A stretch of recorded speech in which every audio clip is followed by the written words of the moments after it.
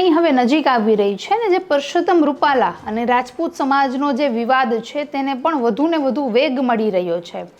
ક્ષત્રિયોએ ભાજપના ઉમેદવાર સામે તો મોરચો જ માંડ્યો છે. આવા માહોલમાં આ સમગ્ર ઘટના પાછળ, વિવાદને વધારવા પાછળ જો કોનો હાથ છે તે જાણવાનો પ્રયત્ન કરીએ તો એવું જાણવા મળે છે કે આ આખી ઘટનાને અંજામ આપવા માટે જે ભાજપના જ અસંતુષ્ટ ખેલાડીઓ છે કે જે વિવાદના નામે રાજકારણના રોટલા શેકવા માંગે છે, તેઓ જ મુખ્ય જે પાત્ર છે ભજવી રહ્યા છે. નમસ્કાર, આપની સાથે હું છું જાનવી.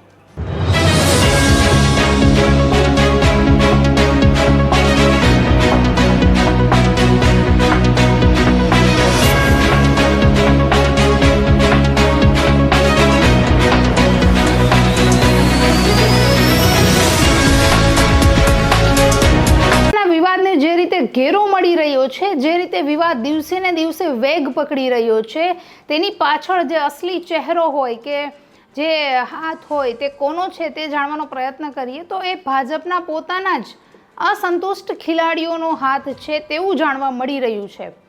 કારણ કે જે રીતે ભાજપના જૂના ખેલાડીઓ, મતલબ કે જે નેતાઓ છે તે હાસ્યમાં ધકેલાયા જઈ રહ્યા છે.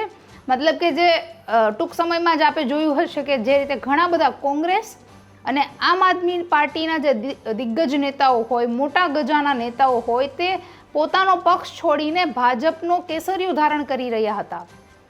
કેસરિયું ધારણ કરે, ભાજપમાં જોડાય ત્યાં સુધી આ વાત સીમિત રહી નહોતી. તેઓને ગુજરાત વિધાનસભાની જે પેટા ચૂંટણી હતી તેની ટિકિટ પણ આપવામાં આવી.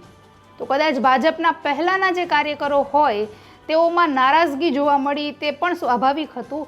કારણ કે થોડા મહિનાઓ પહેલાં જ ગાભા મારું કાર્યકરોના નામે જ એક પત્ર સોશિયલ મીડિયામાં ખૂબ જ વાયરલ થયો હતો કે જેમાં સાફ એવું જણાવવામાં આવ્યું હતું કે તમે બીજી પાર્ટીના નેતાઓને ટિકિટ આપો, કોઈ પણ હોદ્દો આપો, તેનાથી વાંધો નથી, પણ જે જૂના કાર્યકર્તાઓ છે કે જેણે પરસેવો પાડીને ભાજપ માટે કામ કર્યું છે, રાજ્ય માટે કામ કર્યું છે, જે તે વિસ્તાર માટે કામ કર્યું છે, તેના માટે 14% અનામત હોવી જોઈએ. તો આ પત્રથી પણ ત્યારે સાફ દેખાયું હતું કે જે રીતે ભાજપનું કોંગ્રેસીકરણ થઈ રહ્યું છે તે કદાચ તેના જ કાર્યકર્તાઓને પચી નથી રહ્યું.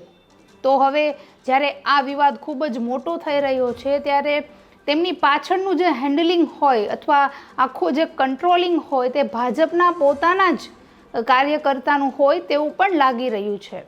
કારણ કે આજે કોઈ વિવાદ છે આટલો મોટો થાય, આખા રાજ્યોમાં ફેલાય, તો એ કોઈ રાજકીય પીઠબળ વગર શક્ય નથી.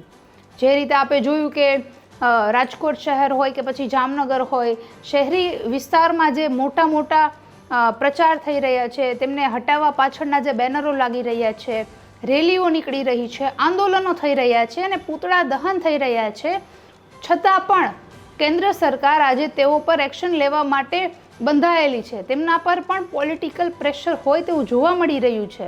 કારણ કે તેઓએ જે રીતે સ્થાનિક પોલીસને જે નિવેદન આપ્યું, જે નિર્દેશ આપ્યા કે તેઓ પર ગુનો નોંધવાને બદલે તેઓની માત્ર અટકાયત કરવી અથવા હાઉસ અરેસ્ટ કરવા, તો કદાચ સાફ નિર્દેશ કરે છે કે આખા મામલામાં જ કોઈ બહારનો વ્યક્તિ નહીં, પણ આ આગમાં ઘી અને પેટ્રોલ નાખવાવાળા કદાચ ભાજપના જ આવા હાસ્યોમાં ધકાયેલા કે અસંતુષ્ટ જે કાર્યકર્તાઓ હોય તેનો જ હાથ હોય તેવું લાગી રહ્યું છે. જે રીતે ભાજપના આગેવાનો CR પાટીલ હોય કે મુખ્યમંત્રી હોય, તેઓએ ક્ષત્રિય આગેવાનો, લગભગ 92 જેટલા ક્ષત્રિય આગેવાનો સાથે અમદાવાદના ગોતામાં જે મિટિંગ થઈ, એવી રીતે ઘણી બધી વખતો બેઠક થઈ, પણ છતાંય આ વિવાદમાં કોઈ અંત આવ્યો નહીં. બેઠકમાં કોઈ પણ એક વચ્ચેનો રસ્તો નીકળ્યો નહીં. તો હવે તો આ બધા પ્રયત્નો જ્યારે નિરર્થક જઈ રહ્યા છે ત્યારે એવું જ લાગી રહ્યું છે કે બધા આખા ખેલ પાછળ જે ભાજપના જ અસંતુષ્ટ ખેલાડીઓ હોય તે પોતાના રાજકારણના રોટલા શેકવા માંગે છે. હવે આપણે તો એ જ ઈચ્છા રાખીએ કે જલ્દીથી આ વિવાદનો સુખદ અંત આવે. ભારતીય જનતા પાર્ટી હોય કે પછી રાજપૂત સમાજ હોય, બંનેના સંબંધો ભૂતકાળમાં ઘણા સારા રહ્યા છે, તે ફરીથી જ એવા સારા અને સુમેળ સંધાય તેવી જ આપણે આશા રાખીએ. નમસ્કાર.